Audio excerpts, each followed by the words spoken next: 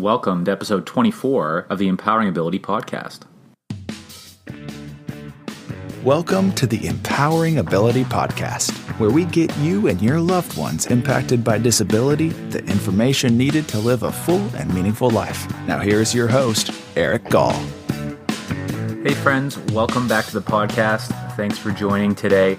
Today, I bring you an episode on stigma, and this is part 2 of the interview that I did with educator and author Jackie Goldstein. And Jackie is renowned for her work in researching and sharing findings on community care.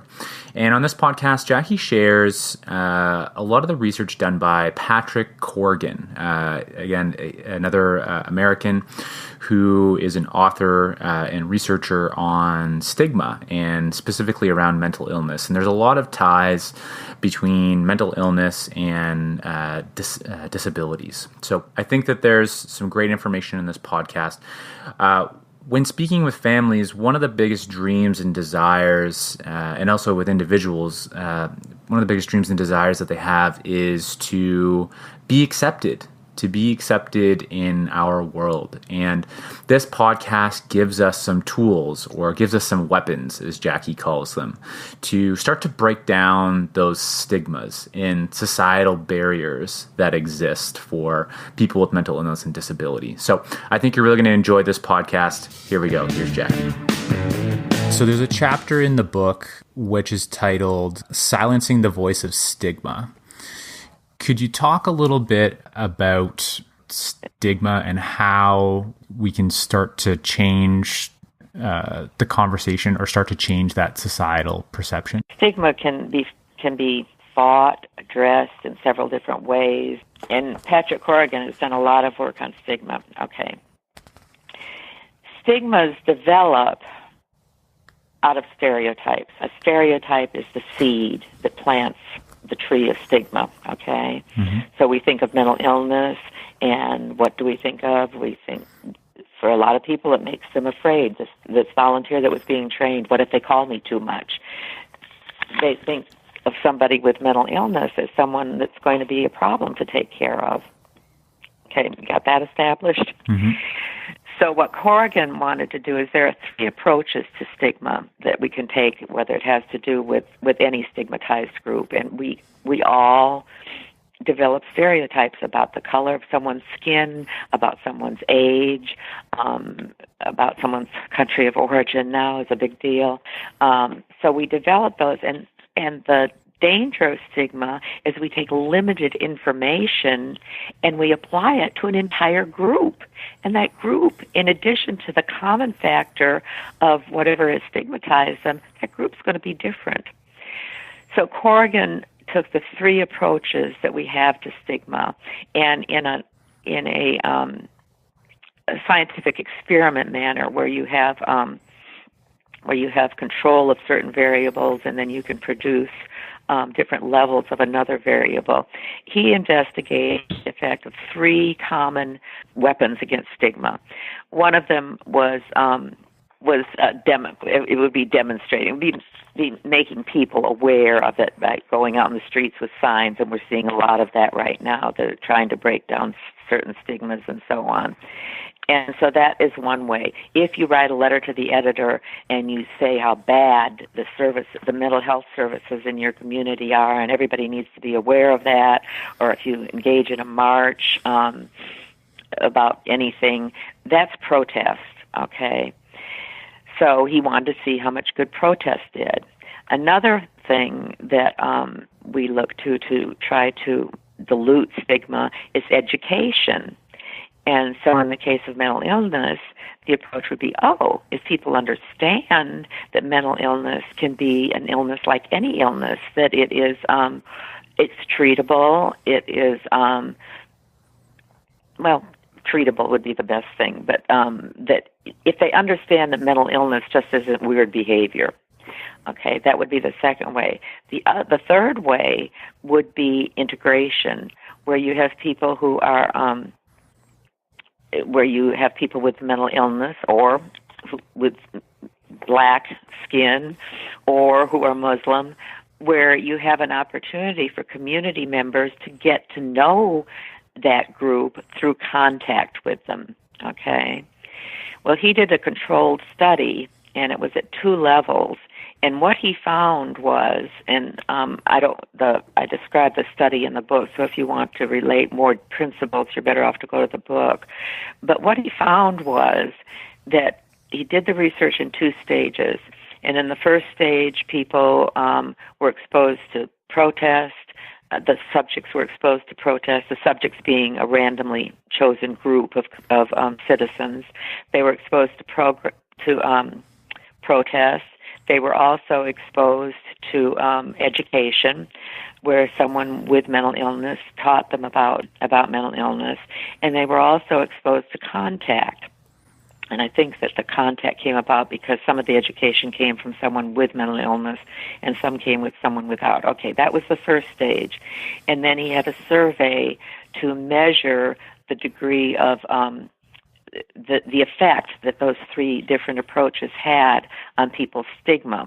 And it turned out that contact had the greatest effect. Contact and education together. Education had a good effect, but contact had a good effect, and contact increased the effect of education, okay? Mm-hmm. Then in the second stage, he had a person come in and speak about mental illness, and representing himself as somebody who was diagnosed with a mental illness and talking about his life.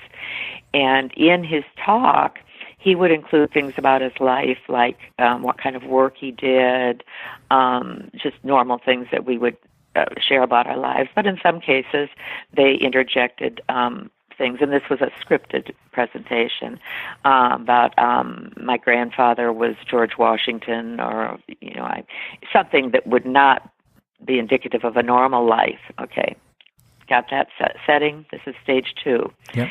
Now they wanted to see. They took the people from stage 1 who had been exposed to protest, education, or contact, and they wanted to see if that initial experience had any effect on what they noticed about the person in stage 2 who was giving a story. Now, in stage 2, the independent variable is the kind of information they were giving. So they were giving factual, acceptable information, and they were giving delusional information. And when the subjects listened to him talking, which did they remember more of, depending on what they had been subjected to, exposed to in the initial stage? Were they likely to remember more of the delusional stuff on anybody? I mean, did it just stand out on anybody who was presenting themselves with mental illness, and the one who was presented the same information to everybody? The bottom line was that those who had previously been exposed to contact remembered fewer delusional statements and more everyday fact statements. Does that make sense? Mm-hmm. So, what's the conclusion that he drew from that?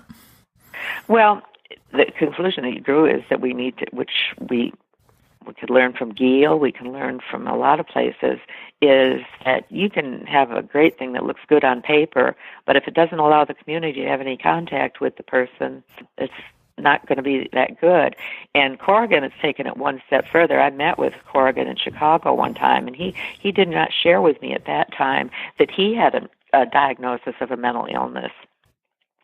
And so he has started, and I don't remember if I put this in the book, because I don't remember if I realized it at the time, but he wrote a book about his mental illness, and he included stories in it about people who were talking about, people who had been diagnosed with mental illness and who talked about their mental illness. And so he encourages, it's got a name, the project's got a name. He encourages people to tell their story in this book.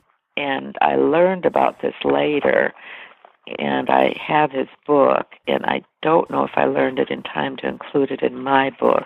I give his background in that chapter, and then I tell the design that he used. Yeah.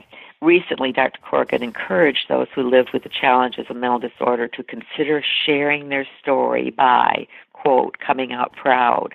And that's the new approach that he's taking, is not just identifying the source of stigma, but what will break it down. And since contact is so important with coming out proud, he offers friends and coworkers the opportunity to have contact with mental illness by reading these stories.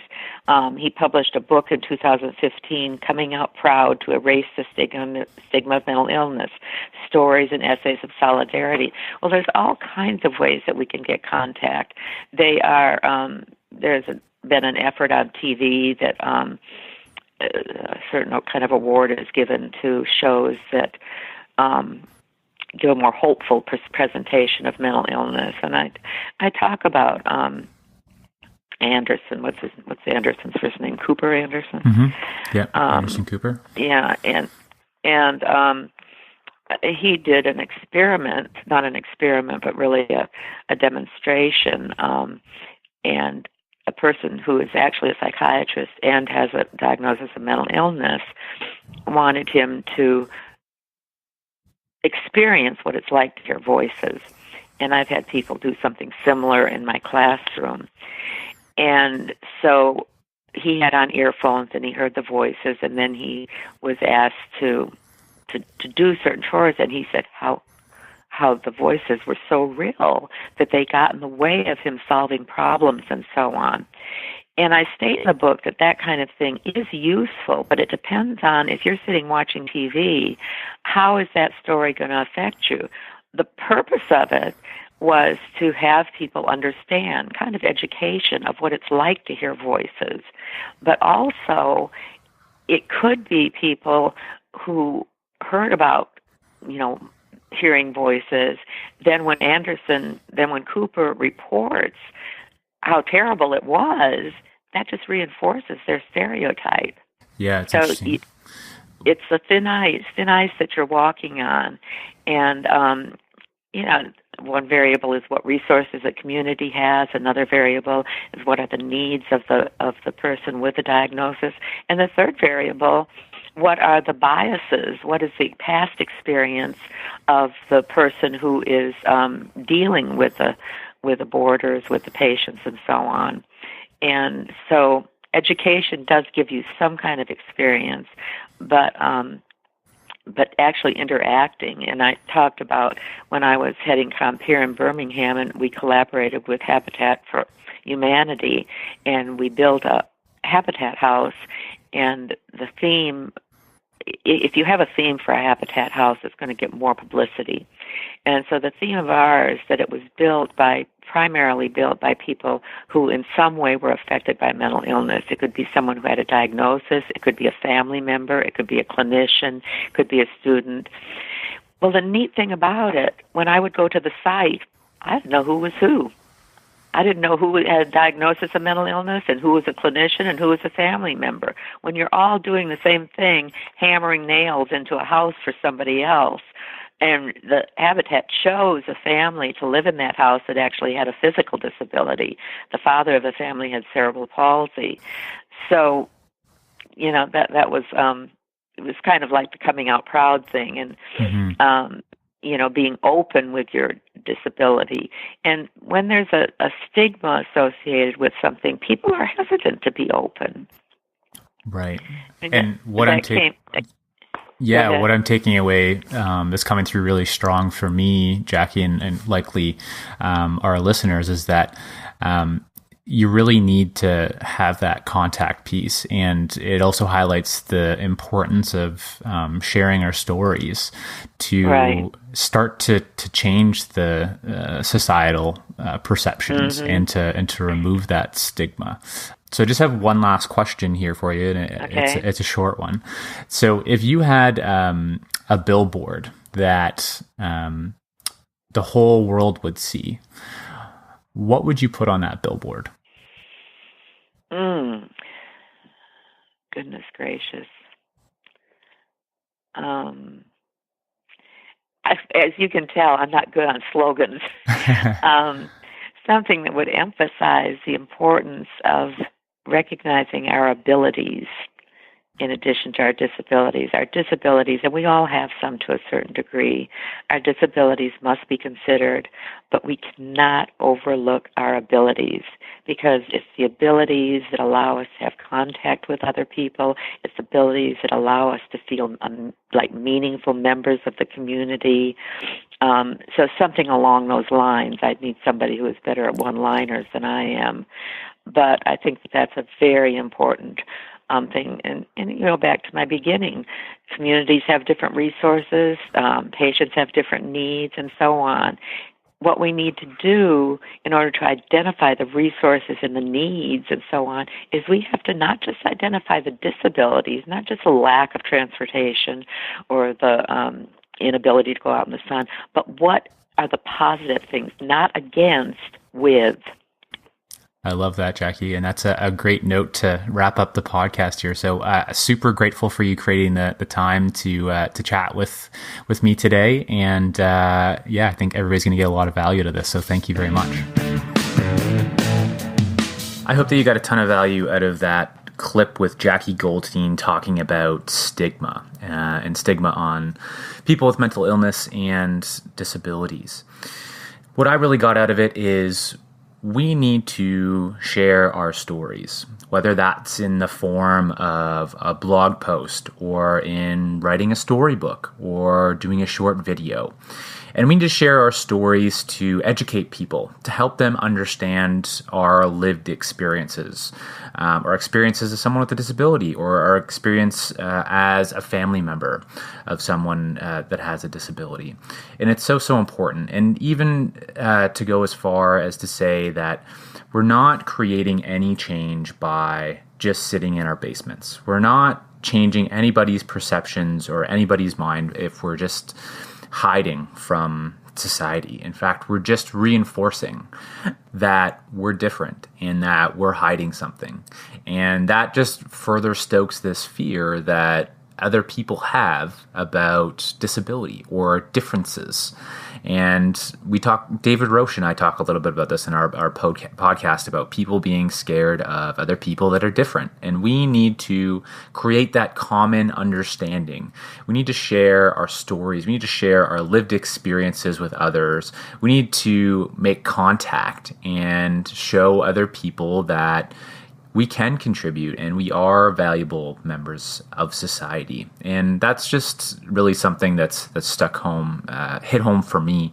And I'd like you to think about what are some ways that you can share your story, or you can share the story of your loved one to help other people gain that understanding. And how can you be present, and how can you have a conversation with someone that maybe doesn't understand or is maybe scared? And I'd like to leave you with that thought. If you want to learn more about stigma, I've included a link to Jackie's book, Voices of Hope for Mental Illness, Not Against, With. Link to purchase that on Amazon. I recommend that you pick that up, especially if you want to learn about more about stigma and community care. And she shares different community care models from all across the world, from Europe to the U.S. Some great learnings within that book. I thoroughly enjoyed it. I also share some links to Patrick Corrigan's work in the show notes of the podcast and in the blog. So if you want to learn more about that, just head over to empoweringability.org, and you can access the resources to read more about Patrick Corrigan's work as well. And if housing is something that you're working on, feel free to go to the website and get the free download on creating your home. So there's this great workbook that's going to help guide you through creating your vision and starting to implement your vision for what your home looks like. So go on over to the website. It's empoweringability.org. And I think you'll get a lot of value out of that. I'd like to thank all of our listeners that have left us a review on iTunes. Your reviews help me understand what I'm doing well, what I can improve on the podcast, what you want to hear. So it's great feedback that you're providing, so please continue to do so. Also, by leaving a 5-star review, it helps other people find the podcast. So thanks so much for those reviews, and keep them coming. Next week on the podcast, we have Chris Woodhead from the organization called Dimensions in the United Kingdom. So this is a continuation of our mini-series on housing for people with disabilities. And Chris is the director of housing supports for Dimensions UK, and they support over 5,000 people across the United Kingdom and Wales. So Chris shares really their person-centered approach towards housing in the UK. He shares some of the challenges that everybody in general faces in the market in the United Kingdom, in the housing market in the United Kingdom, and kind of paints that picture for us and talks about their strategy for supporting people to find and create their home in the United Kingdom. And the market that they focus on serving is individuals with learning disabilities and people that are on the autism spectrum disorder. So great podcast with Chris, and gives us a good perspective from the United Kingdom. So I think there's lots of things that we can learn, especially from the approach that they're taking towards person-centeredness and providing for the individual and serving their wants and their needs. So looking forward to sharing that with you next week. As always, thank you so much for listening to the podcast, and we hope to see you again soon. Thanks for listening to today's podcast. Visit us at empoweringability.org for more podcasts and resources to help you and your loved ones impacted by disability build a full and meaningful life.